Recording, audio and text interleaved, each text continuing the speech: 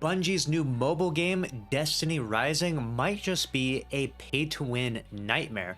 Former Destiny content creator Mtashed has weighed in on his opinions of Destiny Rising, especially because they're working with NetEase, and just exactly how predatory their pay-to-win schemes are with other games that he covers a lot of. If you don't know, he used to make a ton of Destiny content, but he's transitioned over to making these gacha game content videos, and he's an expert on gacha games now at this point because he spent so many years playing them. He knows everything about all these different hentai waifu games, so let's go ahead and jump in and see what he has to say about this topic. Gamers, this is an interesting little crossover because I've been in the gacha game land forever, okay? So I know a little bit about NetEase. I've played a few NetEase games for sponsorships and things like that. And let me tell you right off the hop, before I even say this, I've got a few things that I'm almost going to guarantee you.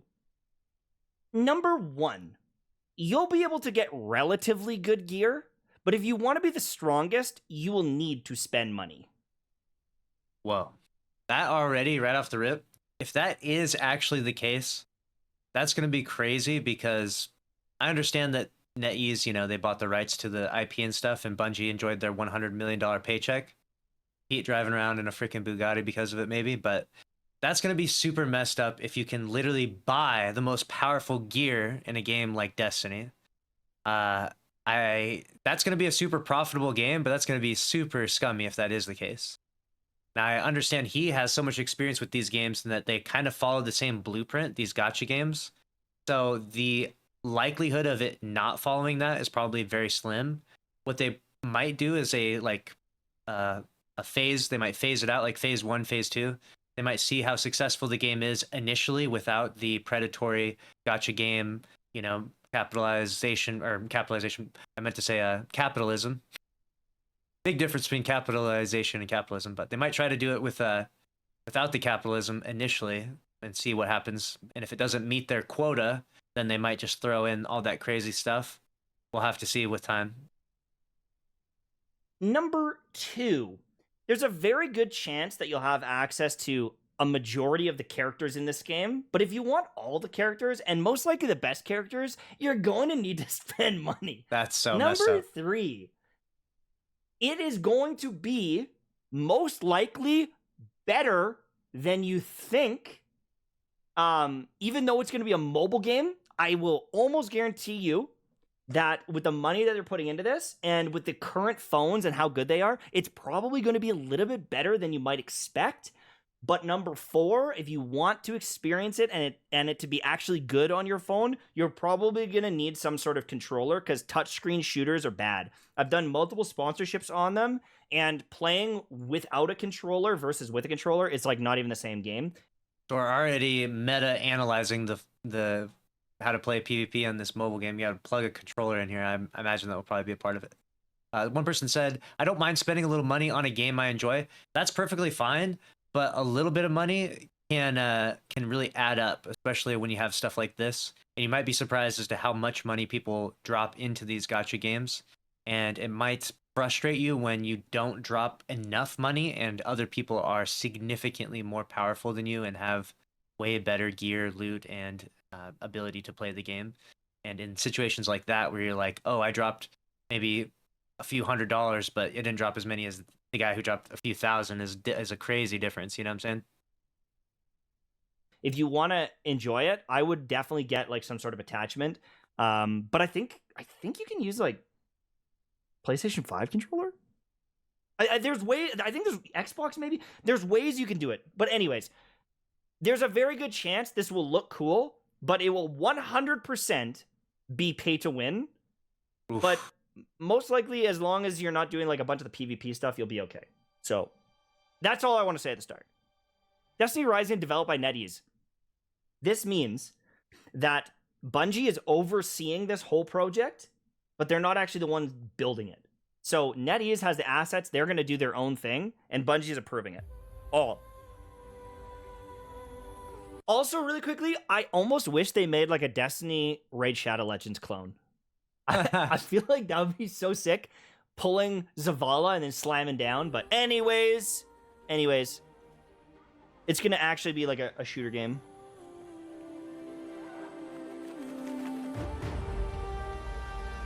Yeah, both controllers will probably work as Bluetooth. I'll be curious to see though.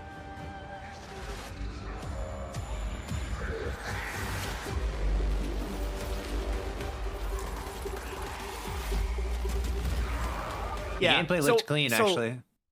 That footage there, I don't know if any of you played the Division mobile game, but I did, and you can use cover, throw your abilities down, like it was pretty fluid. And if you look at the Division and you think back to the Division 1 and the graphics, like they look really good, but compared to modern day, like it's very easy to pull off on modern phones. And so all this stuff, like it's gonna look damn good. I will tell you, it's gonna look good. And the only issue will probably be frame rates, if I had to guess. There's gonna be a ton of aim assist. Tons of aim assist. It's just pretty standard for mobile games because it's so hard to aim with their on the screens. Where's my yellow horn?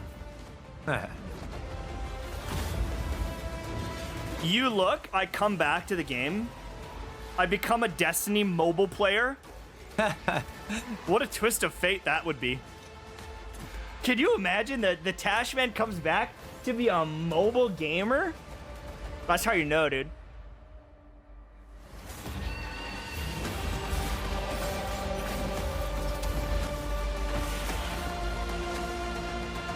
Hell yeah. Locking onto targets of that thing on mobile, spamming buttons, clearing the whole wave. Perfect.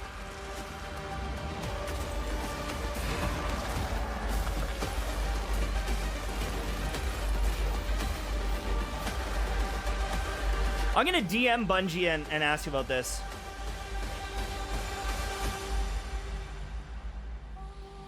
It is time. A new speaker? Your destiny. It's prequel, Destiny so Rising. the speaker's grandma. Cool. Closed alphas November 1st. Okay. Interesting. So the thing is like Destiny 1 was 30 FPS on consoles. And I mean sometimes it would dip down. And it functioned. Go back and look at a Destiny 1 montage and the frame rates and everything. Yeah. Very, very interesting. There's a Vidoc on YouTube that has more details and info on it. Okay. Yeah, well, we'll check it out. I mean, for me, I think that this game is going to be... Oh, look at this. There's more info on here, too. You better sign up. Start pre-registering. So are we gonna have like actual different characters to play? My question is so instead of building one Destiny character, here's my guess. Maybe they don't. Maybe they already have this info out there.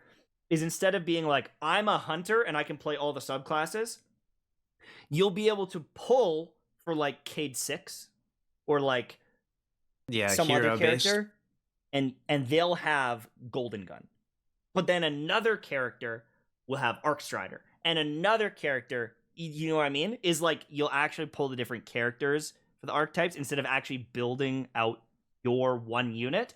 You're going to build out a roster. So, and what they're going to do is they're going to put super punishing disadvantages for certain elements to clear content. I know it's what they're going to do. They're going to make it so you need the Arc Strider for certain strikes and you need Golden Gun for other strikes. I guarantee it. Because it's NetEase, and I just know it. And anyone out there that is... These are some diabolical tactics. This is like Bungie unhinged, except mobile games, they're way, way more predatory than Bungie has ever really been with Destiny 2 as a console and a PC game. Everyone knows that these games are crazy. We'll see if Bungie, even though Bungie sold them the rights like to the IP to use it, and they're overseeing it, I wonder if they actually get input in the monetization tactics. Like if they can, sort of slow NetEase down and say like, hey, the integrity of our company is kind of associated with you guys now. And we know you guys just go absolutely insane, balls to the wall with your monetization strategies, but we don't want to make Destiny 2 like that. I wonder if they'll actually kind of put a foot down on that. We'll see. Is thinking like, it's a Destiny game. No, it is a NetEase game, and they are going to absolutely limit you and your progression.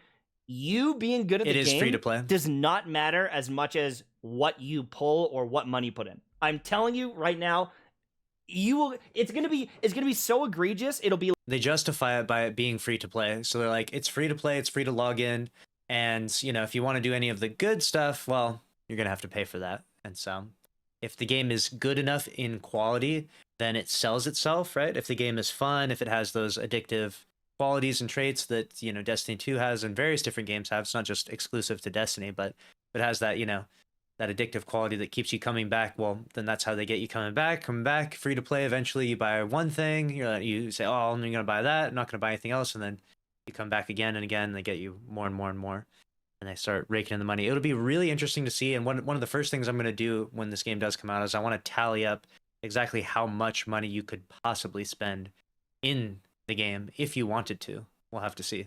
I wonder what the number is going to be. Give some early predictions in the comments. like Arc Strider does 75% less damage than Golden Gun in this strike. And your character, if they're of the arc element, they do 60-70% less damage. They won't even function.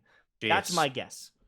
But anyways, that's my pessimistic gotcha gamer brain. But the thing is typically in these games, in these mobile games, they give you enough tools to like function and have a pretty good time. And I mean, slamming through a bunch of thralls and Vex on your phone while you're on the train, or in your what's it called? In your robo taxi down the road, could be pretty good. I want to check this out too and just see kind of what they have to say. 大家好，我是 Jack Chen。 I'm Jacob Chen. Hello, I'm Jacob Chen, Oh, the producer of Destiny Rising here at NetEase Games. Cool. Destiny is an outstanding global brand that we respect deeply, and our team is filled with dedicated fans of this incredible franchise. We are constantly amazed by the extensive community it has catered, and are honored to have this opportunity to introduce To cash in, baby. Let's go. I'm just kidding. a brand new Destiny experience to you all. my guess though is the people that are playing Destiny don't want this. The people who play Destiny Ooh. right now Yeah, I would agree. are a very different audience, in my opinion, than what they're about to build. Never underestimate the level of how deranged the Destiny 2 community can be, though.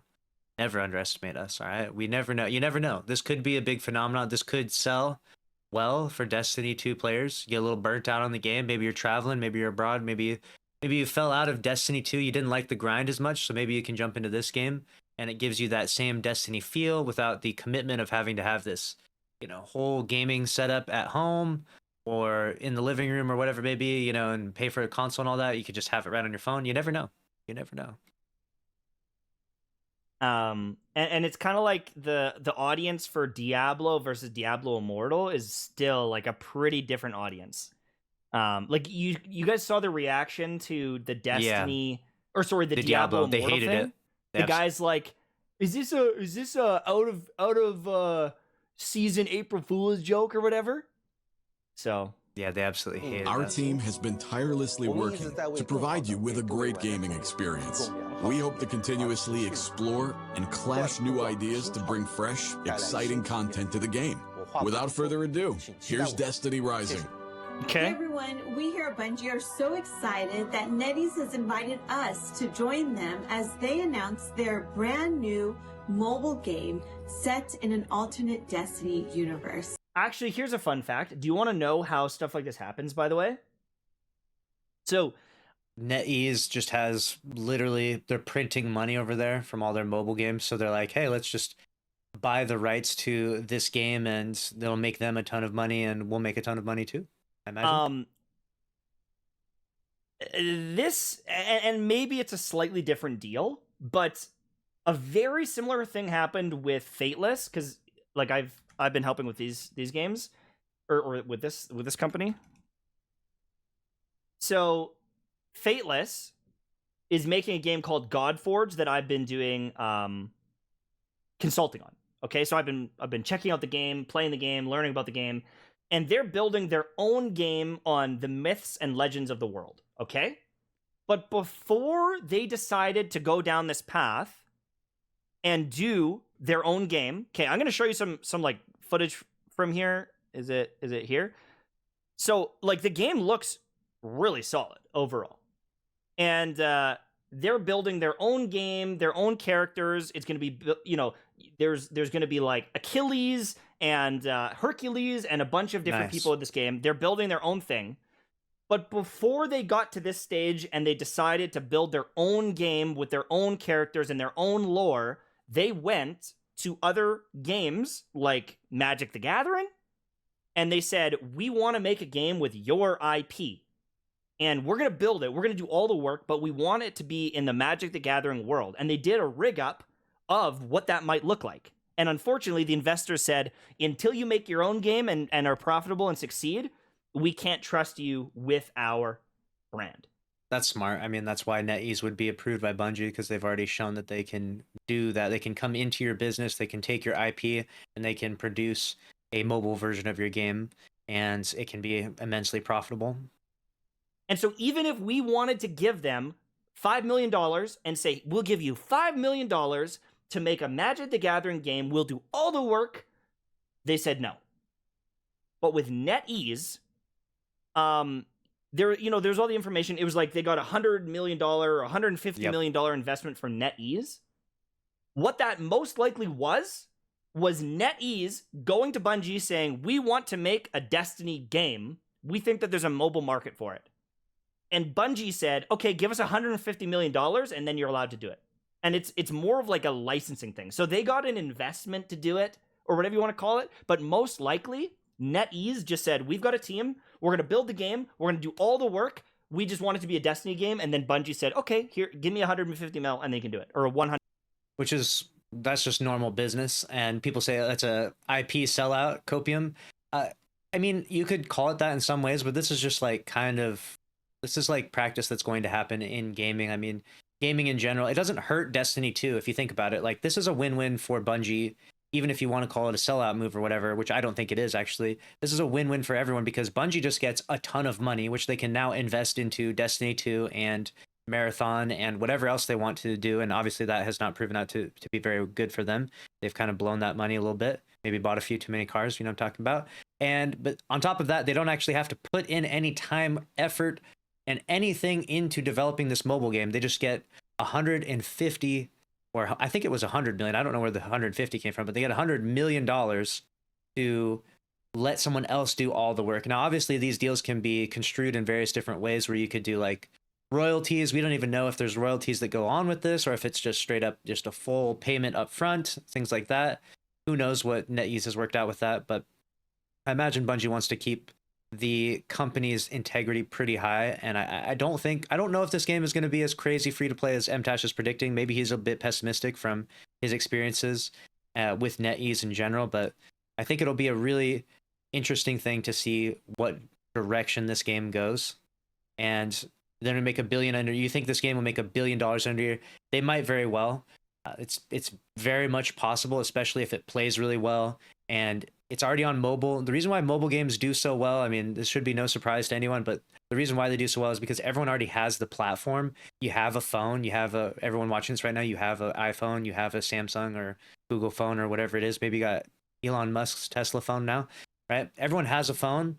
And because you already have the phone, you already have the platform to play the game on. So you don't have to go buy a PC or go buy a console and then hook it up to a TV and then go buy Wi-Fi. You have the phone. The phone has data on it. Most of us get unlimited data. You already have the accessibility is there, and it's like it's already in your pocket, you know?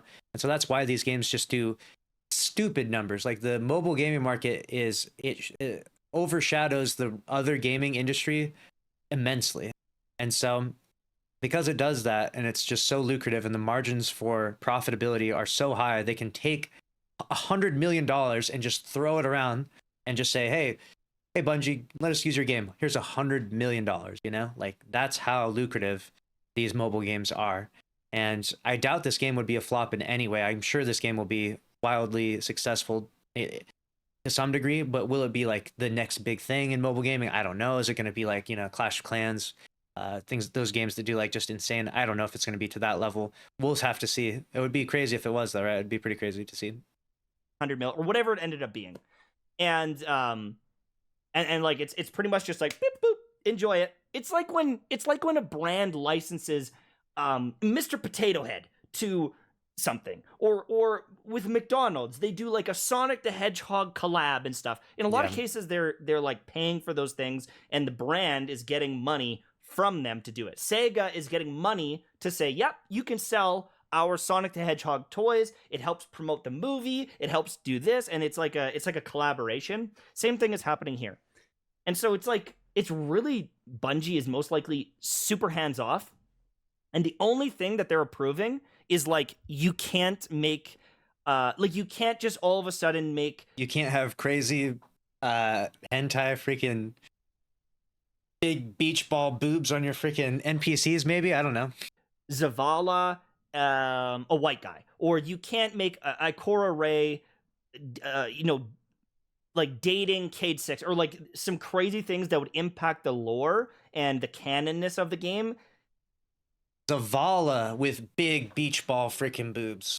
Now we're talking, dude. That's like the main impact they're gonna have. But most of the gameplay and a lot of those things is like, it's pretty, I would almost guarantee it's out of their hands. Now, for the past few years, NetEase has been working hard, and it has been our honor to support them in building a high quality and authentic Destiny experience, and on a brand new platform. Destiny Rising is a new take. That's the other part that's really nice. That's why it's such like a win-win-win. It's like a win-win-win and go 10 more times, because it's literally on a new platform, so it's not competing in any way. Bungie themselves probably can't even produce a game like this on mobile with the same quality as NetEase. They don't have like the infrastructure set up for mobile games like this. Like they made Halo, they don't really have that experience. So it's just like, it's just a win across the board in all ways. The only like overarching shadow of this is just like, how crazy is the pay to win going to be? Take on Destiny, set in an alternate universe with its own timeline, but true to the core tenets and identity of Destiny. Exactly. Our partnership team at Bungie has worked to support NetEase in designing Rising to be a game that should be perfect for veterans of the franchise, and also appeal to a whole new audience that has yet to experience the world of Destiny. We can't wait.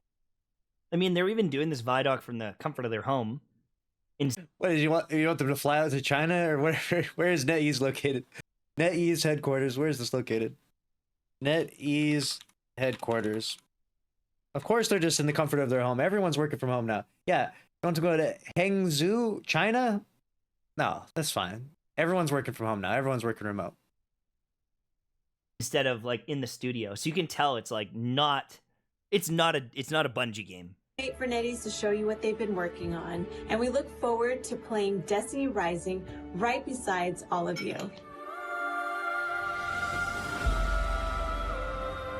Yeah.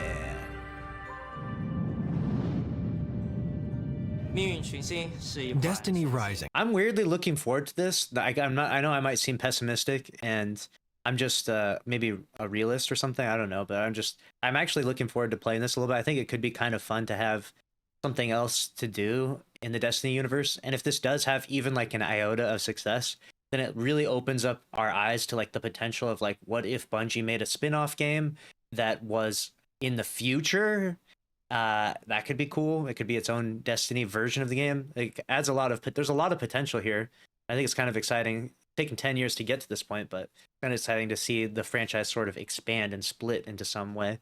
So I'm actually weirdly looking forward to it. I don't think this is going to be like my new main game, but I'm looking forward to giving it a try and seeing what it's about. Is a brand new free-to-play mobile epic sci-fi RPG shooter game that sets in an alternate Destiny timeline.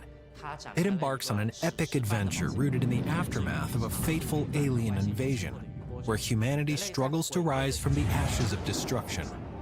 I mean, the nice thing is, because Destiny has like the Vex alternate realities, it can also like another post-apocalyptic, setting. I get it. Like, I just think people are really struggling for creativity in the era that we live in right now. Like every story, post-apocalyptic.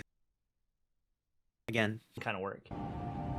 Where's the creativity? Unexplored era of Destiny, Before, we had the tower for the emergence of Guardians. As huge fans of Destiny ourselves, we're very grateful to Bungie for their amazing support, granting us the creative freedom to develop and nurture our own vision. What do we got here? We got the Golden Age leads to the Collapse, leads to the Dark Age, and Radagast, which is the Iron Lords, and the City Age, which is Lynn Haven. Okay, so this is just like the usual cycle of Destiny lore, and they're kind of creating a blueprint to follow their game in a similar manner. We want to capture and depict a specific time where the reins are in the hand. Ooh, that's a bit of a downgrade. Unless that's just some test footage from the holy, hold on here. I mean, you know, it's a little muddied up. MTash, you know, give them a break. It's a little muddied up, you know. Maybe they're playing on an iPhone 12 or something. I don't know. I'm sure that this is pre-alpha in-game footage, but ooh, they brought down the quality on everything a lot. I know this is early. I know this is really early, but like, dang, that is a contrast. In the hands of the players to experience, to explore, to define. Desk Tiny had some better graphics than that, and that's not a lie. You know what I'm talking about. If you know what I'm talking about with Desk Tiny, you're a real one. This is where the stage is set. In terms of time and age, what we want you to picture when you think of this post-Dark Age era is epic legends in the making. You know, that being said, I just showed some Fateless footage, and it's nothing like the finalized footage. So, yeah, you know what? You shouldn't even worry about that. Really, none of this matters. A fantastical world to explore, and tons of mysteries and opportunities. Yeah, maybe it's just footage for, like, more concepts. Kind of, like, give you an idea of, like, okay, well, this is what you're used to in Destiny, and this is what it's going to look like in Destiny Rising, and have it be, you know, the similarities, which you can see in the textures and the sort of the mountains and the skyboxes and things like that. Like, that looks good enough. And honestly, course, it looks good enough. Ghosts, light bearers. Yeah. These are all the gotcha. These are all the gotcha. All the characters that you're going to have to pull for that have different abilities. And if you get a dupe of them, you're also going to get another passive that gives you more damage. I'm telling you right now. Iron Lords, I can smell it. All the narrative elements you would expect from an age before the last city. And I'm gonna play it. Never been explored, and I'm gonna grind it. With so much room for imagination. Actually, really quickly, I know that I keep jumping around, but they've already done stuff like this before. So if you guys have seen this Snowbreak game, they've already done games kind of like this. Over the past few years, sure. So they've already done mobile games. Am I watching a video of a guy watching a video now? Where are we at? This is content in 2024. Games kind of like this. This one's a third-person one, but same idea. You make a team, you have the different characters, they've got different abilities, you get weapons, you loot weapons. Like, they've actually done stuff like this. There's boss fights. So it's not unheard of to see stuff like this. They are able to make games like this and add a lot of content to it. So I think that it could work. I think that it might even be pretty popular with that kind of mobile gaming audience, but unless you want to be frustrated, I'm telling you, anyone who's an actual like Destiny player, you're gonna get frustrated with this game. We want to focus on characters, people, heroes, and legends, because that's the best way to actually express the chaos of this period. And it's the best way to sell you characters, because all of them will have their own unique abilities that will be absolutely busted. Every playable Shut up and take my money. And if you don't have the fire character, you won't be able to beat the ice mission, or the ice dungeon, or the ice raid. Personality. They have their own tenets and pursuit. Definitely not your conventional hero type. We want to tell more than just the epic adventures, but also these side stories, things that as an adventurer you'd pick up on the streets, in the What is that? Okay, this is leading them to... I like this new vendor. Who is this guy? Kevar? Fallen Enforcer. The lore of this alone will be kind of interesting. Obviously, it's not going to be canonical lore, right? Like, it's going to be a spin-off. I guess they said they're early on in the timeline. That's one thing I want to know is what is the lore going to be like? That's where I'm at. alleys, I'm or interested in the lore taverns. for once. Things like myths and legends that you'd hear when you just arrive in a new town. We want players to piece together the big picture of this era from each of these tales. This is an era prior to Guardians. The path of light is ambiguous and unclear. Ghosts revived people, resurrecting them into light bearers. Yet there were no guides as to what it meant to embody the role of a light bearer and behold such power. I mean, that's a cool premise. Before the establishment of the iconic classes of Hunter, Titan, and Warlock. The fun part is that this also means that each light bearer in this era has their own unique and independent combat style. You see what I just said? Yeah! Destiny Rising. Every character is their own character with their own kit, with their own passes, with their own dupes, with their own give me $500. I'm telling you, my gamers, oh, man. You don't know what you're getting yourselves into. You see over here in Gacha Land, we play a bunch of games that are dog shit.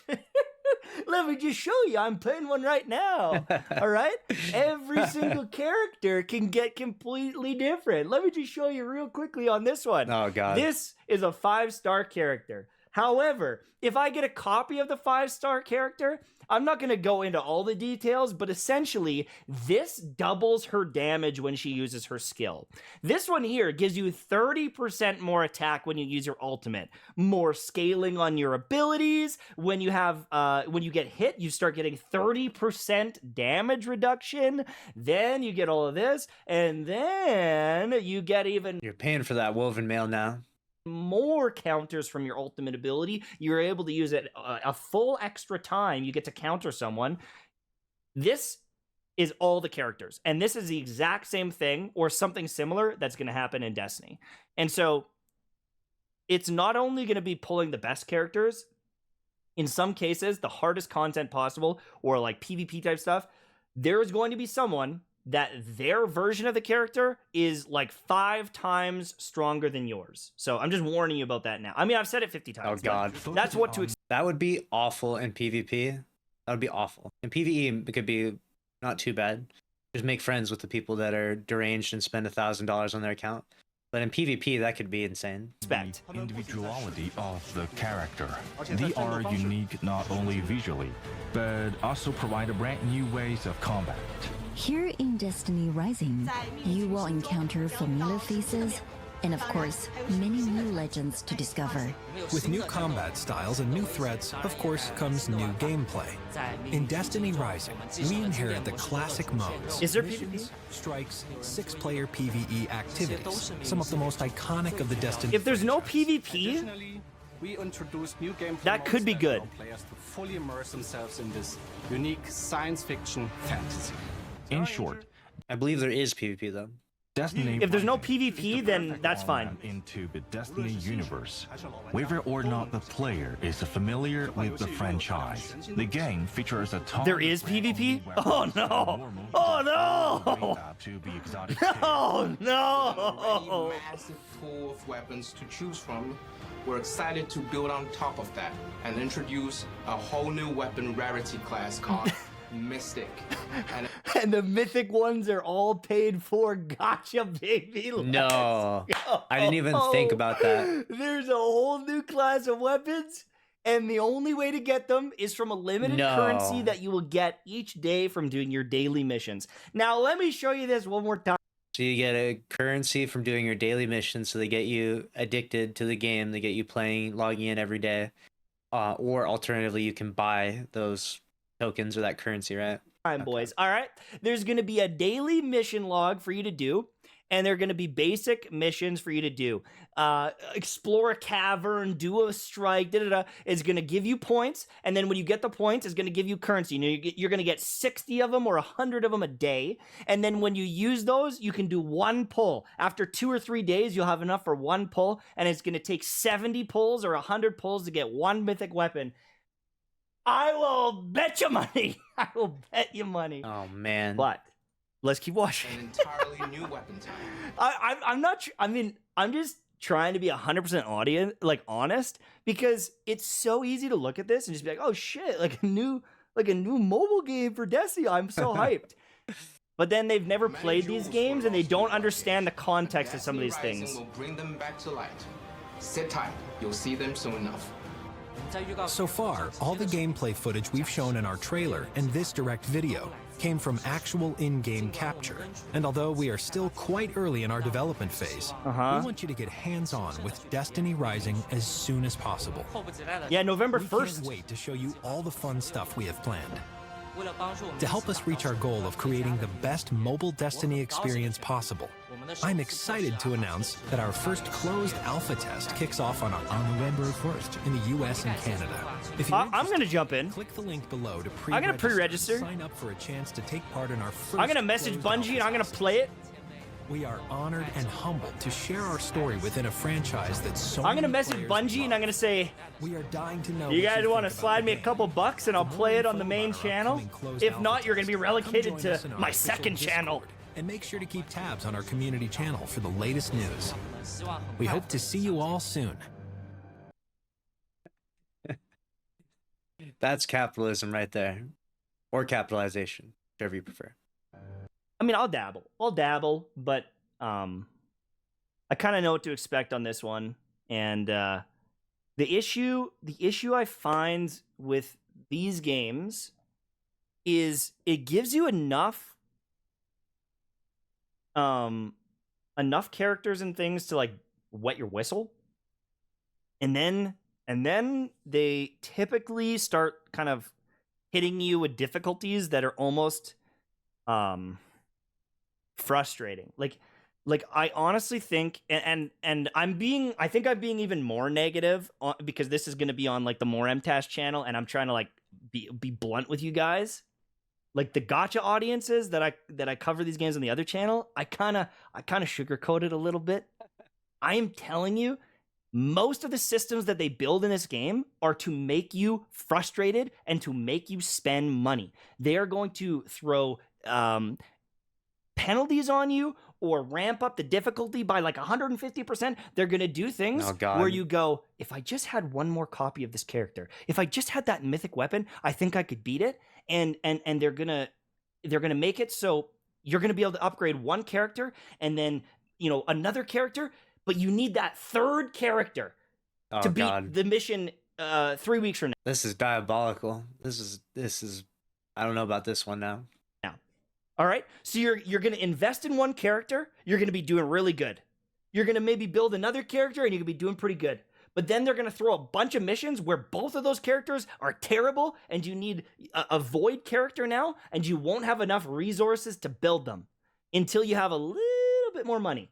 Or if you play for 3 months or 4 months, then you're fine. But there's so much time gating in these games that like if you want to grind and you want to like play a game, I'm telling you, this one's gonna be tough, and I will gamble on it. I don't know what to gamble. Like I would almost do like $1,000 to charity if I'm wrong.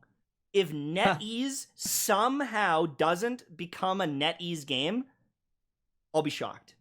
You have to understand that NetEase buys a bunch of these like anime games. They'll make a whatever My Hero Academia game. NetEase, pay to win, absolutely butchered. Dragon Ball Z, these guys have made so many games and they all turn out the exact same. The systems that they implement are almost the exact same, and that's why they're able to churn out the games the way they do, is because they just reuse a bunch of the knowledge they have and the systems that they have from the other gacha games. And so I would guarantee, I would bet $1,000 I will donate it to St. Jude, because Destiny is like they do the St. Jude GCX like every year.